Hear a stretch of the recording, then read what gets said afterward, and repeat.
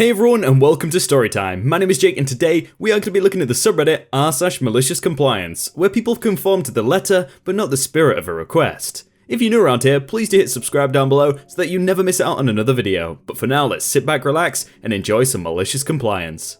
Close all of your accounts? Sure thing. This malicious compliance comes from my time working at a bank, in their contact center. I literally have hundreds of stories about that place and its customers, but today I'd like to share a story that has always brought a smile to many a suffering customer service co-worker's face, about the time we got one back for the good guys. Backstory: I was employed as a customer service officer. I'd been with the bank for about 18 months at this point, mostly working afternoon shifts. But recently, the bank had to move to a 24-hour customer service model. So, while most of the bank would be closed, head office, complaints, credit, etc., we were still open. Let me set the scene. It's around 10 PM, midweek. Fluorescent lights flicker overhead. The call board empty, and I'm literally counting the seconds left in my shift, ready to go home. Phone call pops onto my screen. I think, I always get a call just before I finish. Me, mustering my best customer service voice. Hi, thanks for calling the bank. You're speaking with Absurd Nihilistic. How can I help you? I hear nothing but dead air, so I start to repeat myself. Hi, you're speaking with... When I hear the tone of voice and words every contact center worker has heard at some point. It just lets you know you're in for a great call, not... Yes, I'm here. God, what takes you people so long to answer? What are you doing? As noted before, there was no calls on the board. This customer didn't wait in queue. He would have dialed, gone through to the IVR to enter his customer number and PIN before being put through to me. Maximum 60 seconds. Me, trying not to provoke any further and get this customer off the phone as quickly as I can so I can go home. Oh, I'm sorry about that. Our system doesn't show a queue, but I'm sorry that you had to wait. What can I do for you this evening? Customer seems to settle down and starts explaining that the reason for the call was the interest charges on the most recent credit card bill. He was sure they were a mistake because I always pay my bills on time, and I don't like paying you bloodsuckers any more than I have to. Charming, I know. So I place him on hold to look at his account. I started looking at the payment history, when payments were due/received, what the balances were, etc. Then I quickly looked at the customer's interaction notes. This is where the bank records any contact with the customer, as well as any fee waivers, special interest rates, etc. And I see an interesting series of notes from colleagues of mine stating things like, customer advised interest was charged due to full payment not received by due date. Customer threatened to close all accounts with bank. Manager approved interest waiver. Notes like this went on for months, until there was a note from the head of customer relations and retentions stating, if customer threatens to close accounts to seek waiver of fees, interest or other charges, please process immediately. No retention authorized. I was a bit shocked because usually the bank would do a lot to keep existing customers, like they told us in training. It's cheaper to keep a customer than it's to gain a new one. So I call over my night manager to read the notes and give him a heads up. I've got a feeling the customer is going to be demanding another interest waiver. My cool night manager said, well, if he does, do what the note says. Total hold time, maybe 2 minutes. I take the customer off hold and thank him for waiting. About time! My time is very valuable, you know. So, have you fixed it yet? I start explaining that the interest charges are valid because he didn't pay off his balance before the due date. He goes ballistic. He starts calling me every conceivable name under the sun, and mid-sentence stops. He plays it like he's just had an idea. Fine, if the interest charges are valid, I'm going to close my accounts. I want to close my accounts with you now. At this point, I'm excited about putting him in his place, but I also wanted to cover my own butt, so I ask, so just to be certain, you are instructing me to close all of your accounts with us, including your credit card, savings account, and transactional account? Are you stupid? That's what I said. Ladies and gentlemen, we got him. Me grinning my butt off. Okay, no problems. I'll just place you on hold to do that for you. I hit the hold button fast, just as I heard him say, No, With my night manager's help, we close his accounts. His savings account was a term deposit, so by breaking the term early, he had to pay an early access fee of 10% of the balance. We used the money in his transactional account to cover the outstanding balance in his credit card, including the interest, and sent a request for a check to be issued for the remaining money. I took the customer off hold. Again, thank you for your patience. As requested, your accounts are now closed. Was there anything else I can help you with tonight? If I thought the customer went ballistic before, oh boy. There was talk of suing the bank, suing me, suing my night manager, suing head of customer relations and retentions, that we were guilty of discrimination, that I didn't have the authority to do what I did. He's going to call the police. We're thieves. Some other ways of telling me how useless I am and how I can, you get the picture. Me, still smiling because I know I, nor anyone else at my bank, will have to deal with this douchebag again. Sir, I understand you're upset. However, on a recorded phone call, you instructed me to close your accounts. I've complied with your wishes.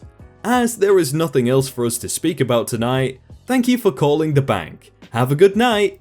And hung up on him before he could say another word. My night manager created an incident report and sent it to the head of customer relations and retentions, with an attached copy of the call recording. I later found out head of customer relations and retentions sent the customer a letter telling him he was banned from our bank for life due to the vile and disgusting way he had spoken to me. We would never do business with him ever again, and if he called or visited a branch, we would be the ones calling the police.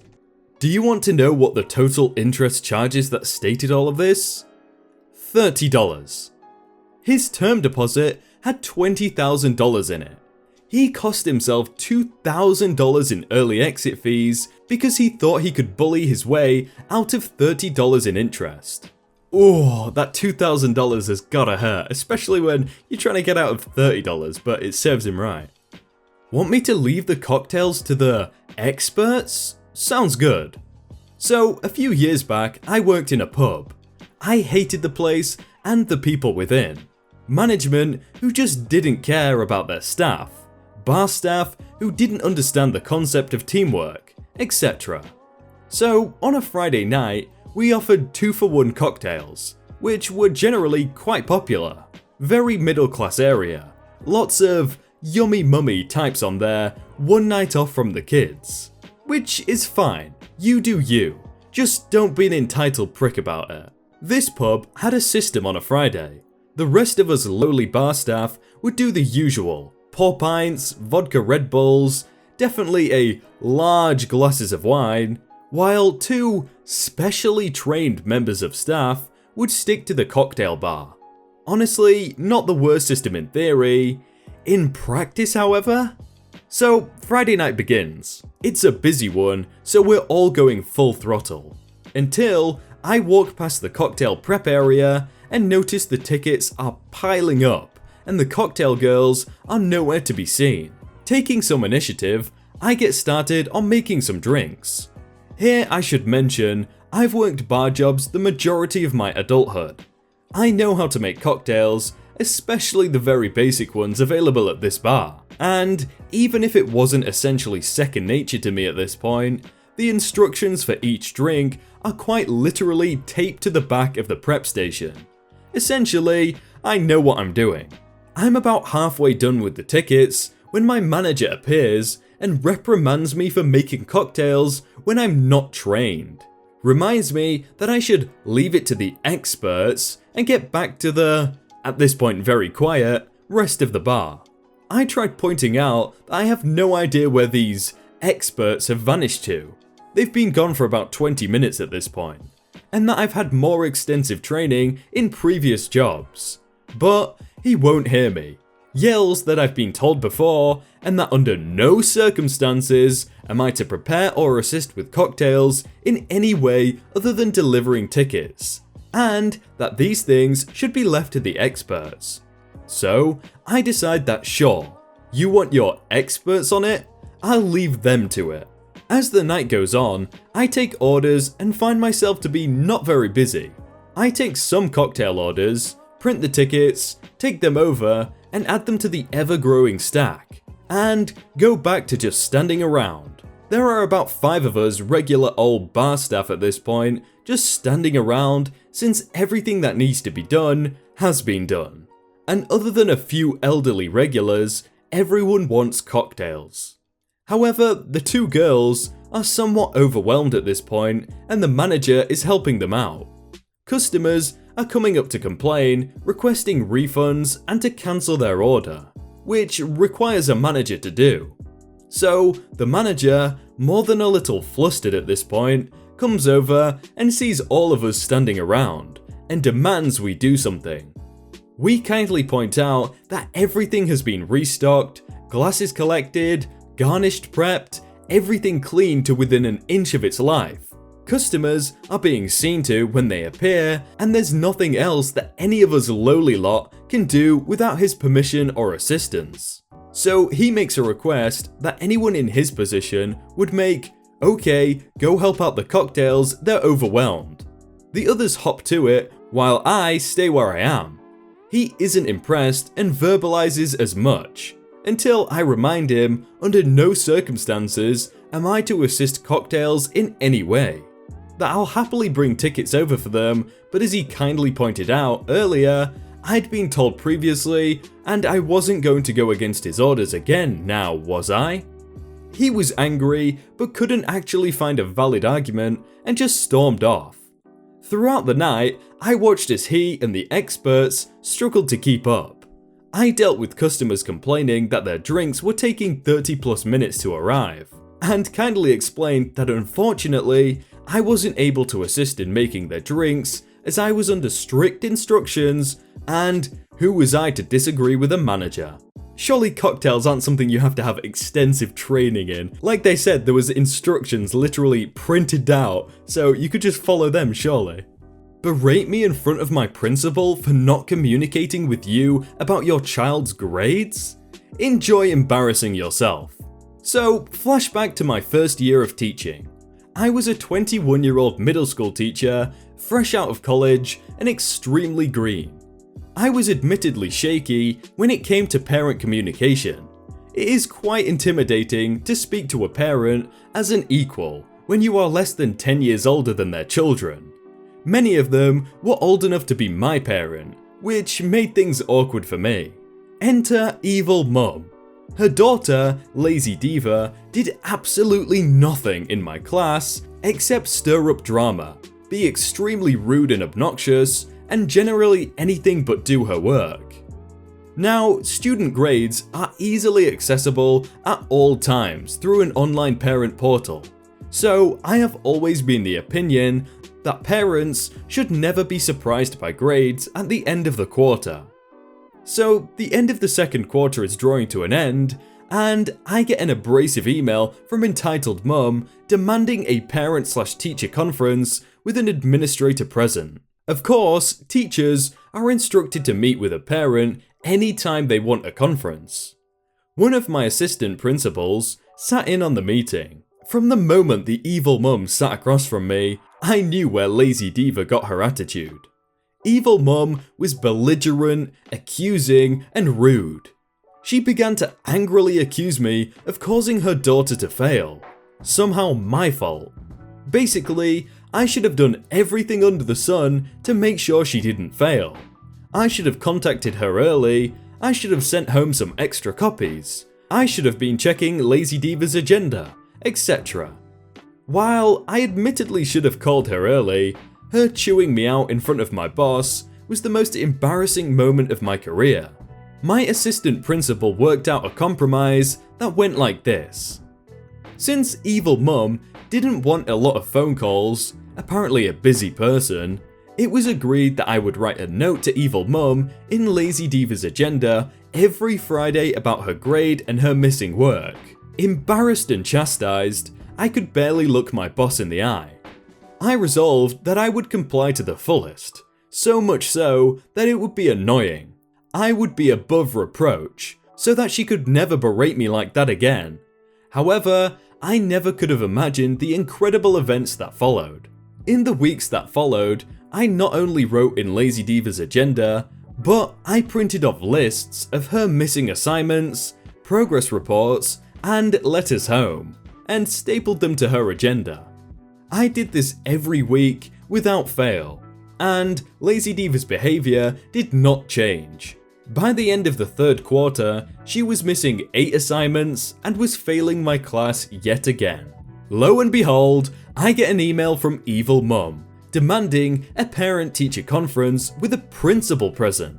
She arrives and starts in on me again about how I'm unprofessional and how I'm not supporting her daughter, and how yet again I had failed to notify her that her daughter was failing. Then the realization struck me. She had never looked at the agenda. I painstakingly stapled progress reports, letters, and missing work to her agenda for nearly 3 months, and she never once checked. A grin broke across my face. Can we look at Lazy Diva's agenda? There's something I think you should see. Evil Mum leaves the room and comes back with Lazy Diva's agenda. I begin flipping through the agenda, showing her every single page that I wrote on or stapled.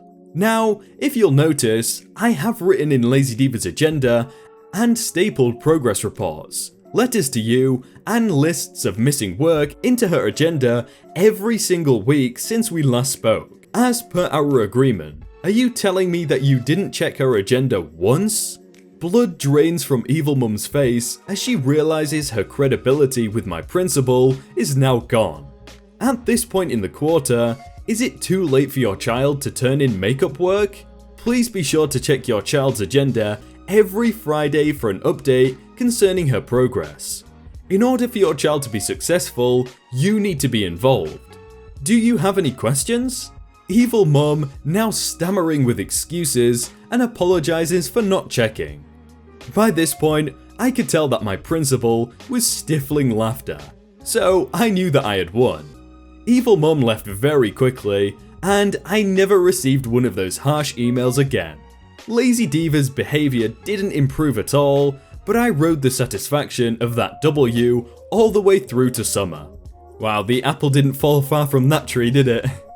Hey everyone, I hope you all had a really good day and that you enjoyed that video. If you want to check out some other videos, then click on screen right now, or check out the playlist down below. If you enjoyed that video, then please do leave a like, and if you want to submit your own stories, then you can do so by joining the Discord in the top link in the description. But thank you so much for watching, and I will see you very soon.